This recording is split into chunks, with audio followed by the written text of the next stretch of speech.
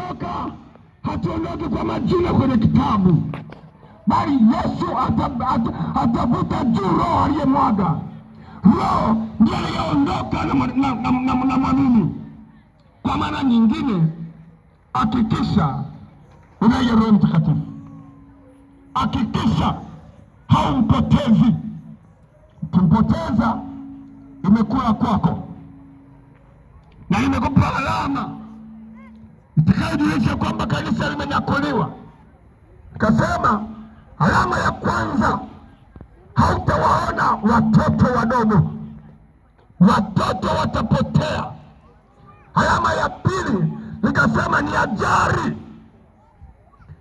Kama mchungaji ndio na gari lake yuko barabarani na gari ina spidi labda 100, Odua akinyakuliwa pale kwenye usukani, walio nyuma mtasoma namba, maana ile gari inaondoka haina dereva tayari. Kadhalika angani hivyo hivyo, kwa kwenye ndege rubani ameokoka na ananyakuliwa, ile ndege inakwenda bila rubani. Nini madhara yake? Takuwa ni ajali nyingi sana za kutisha.